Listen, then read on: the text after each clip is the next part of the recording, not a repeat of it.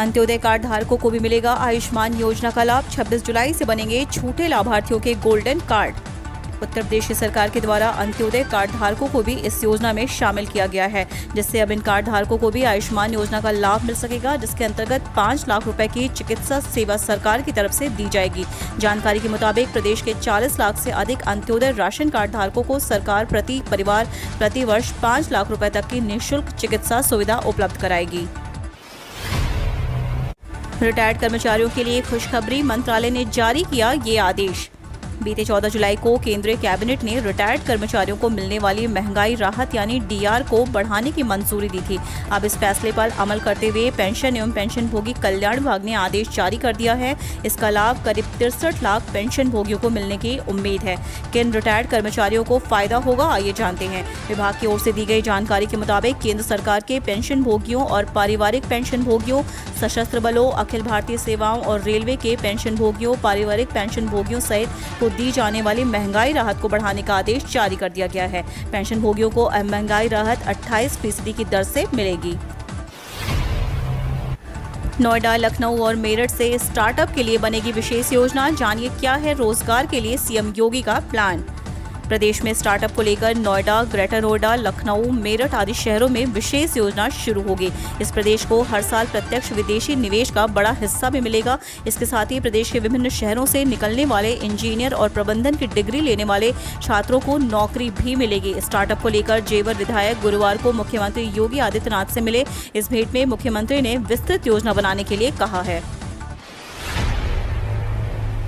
CM योगी का बड़ा ऐलान, यूपी में जल्द होगी सरकारी विभागों में नियुक्ति। जाने क्या दिया आदेश।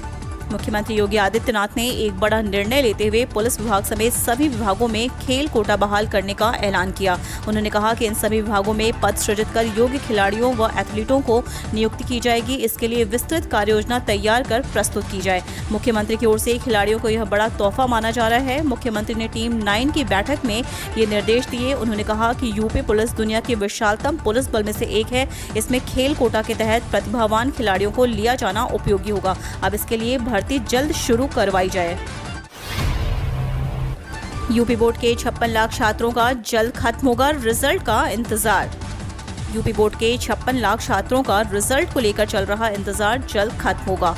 उत्तर प्रदेश माध्यमिक शिक्षा परिषद या यूपी के शिक्षा मंत्री डॉक्टर दिनेश शर्मा की ओर रिजल्ट घोषित करने की डेट का ऐलान जल्द किया जा सकता है। यूपी सरकार ने पहले ही समय रहते छात्रों के रिजल्ट जारी किए जाने को लेकर बोर्ड को निर्देश दे चुकी है, जिससे कि किसी भी छात्र को दूसरे स्कूल या विश्वविद्यालय में एडमिशन में असुविधा न हो। सुप्रीम कोर्ट के आदेश के अनुसार सभी बोर्डों को इंटर का रिजल्ट 31 जुलाई तक जारी करना है और अब जुलाई का आखिरी हफ्ता ही शेष बचा है। ऐसे में पूरी उम्मीद है कि 2-3 दिन के अंदर रिजल्ट के बारे में सूचना जारी कर दी जाए।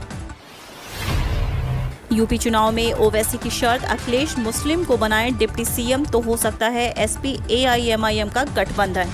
सांसद असदुद्दीन ओवैसी के नेतृत्व वाली ऑल इंडिया मजलिस-ए-इत्तेहादुद्दीन-ए-मुस्लिमीन ने शर्त रखी है कि अगर समाजवादी पार्टी यूपी में गैर भाजपा सरकार बनने पर भागीदारी मोर्चे के किसी वरिष्ठ मुस्लिम एमएलए को उप मुख्यमंत्री बनाने को तैयार हो तो उनकी पार्टी और मोर्चे का सपा से गठबंधन हो सकता है। मायावती की बीएसपी भी अब भाजपा की तरह हिंदुत्व की नैया पर सवार। 2007 वाली रणनीति से पूरा होगा मिशन 2022। बसपा द्वारा मिशन 2022 के लिए अयोध्या से ब्राह्मण संगोष्ठी की शुरुआत करने के साथ ही यह चर्चा गर्म हो गई है कि क्या बसपा भी भाजपा और अन्य सियासी दलों की तर्ज पर नरम हिंदुत्व के रास्ते पर आ गई है। कमोबेश उसके ब्राह्मण सम्मेलन के समय और स्थान में अयोध्या, मथुरा और वाराणसी के शामिल होने और अयोध्या में रामलला के दर्शन के साथ सम्मेलन की शुरुआत करने को लेकर ऐसे सवाल उठना लाजमी है। बहुजन समाज पार्टी ने वर्ष 2007 की तरह इस बार फिर से सोशल इंजीनियरिंग की कवायद शुरू की है। बसपा ने अब वोट प्रतिशत बढ़ाने के मद्देनजर ही 75 जिलों में ब्राह्मण संगोष्ठियां करने का फैसला किया है। इसके तहत मथुरा, काशी और प्रयागराज में कार्यक्रम होंगे। ऐसे में बसपा के वरिष्ठ नेताओं द्वारा अयोध्या में रामलला के दर्शन करने की तरह ही अन्य मंदिरों में भी दर्शन कर कार्यक्रम की शुरुआत करे तो हैरत नहीं है। राजनीतिक विश्लेषक पूर्व आईजी अरुण कुमार गुप्ता कहते हैं कि बसपा को यह बखूबी एहसास हो चुका है कि बिना बेस वोट बैंक में अन्य मतदाताओं को जोड़े उसका सत्ता हासिल करना मुश्किल है। लिहाजा अब यह नरम हिंदुत्व या यूं कहें ब्राह्मण वोट कार्ड खेलकर भाजपा के वोटों में सेंधमारी की कोशिश की जा रही है। उत्तर प्रदेश संयुक्त बीएड प्रवेश परीक्षा देने वाले उम्मीदवारों के महत्वपूर्ण खबर, अब इस तारीख को होगी परीक्षा। उत्तर प्रदेश संयुक्त बीएड प्रवेश परीक्षा 2021 अब आगामी 6 अगस्त को होगी। प्रवेश परीक्षा का परिणाम घोषित किए जाने की संभावित तिथि 27 अगस्त तय की गई है। इससे पहले परीक्षा की तिथि पहले 18 जुलाई और फिर 30 जुलाई तय की गई थी। कोरोना संक्रमण के कारण पूर्व निर्धारित कार्यक्रम के अनुसार 19 मई को परीक्षा का आयोजन नहीं किया जा सका था।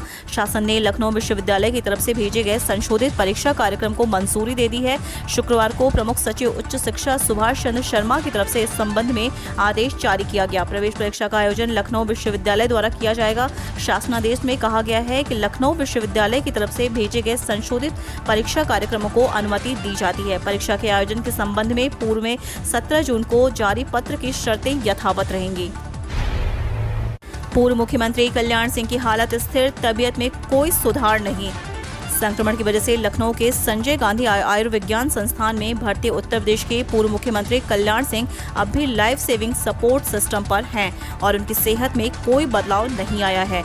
एसजीपीजीआई द्वारा शनिवार को जारी बुलेटिन में बताया गया कि राज्य के पूर्व मुख्यमंत्री और राजस्थान के पूर्व राज्यपाल कल्याण सिंह जीवन रक्षक प्रणाली पर हैं और उनकी सेहत में कोई बदलाव नहीं आया।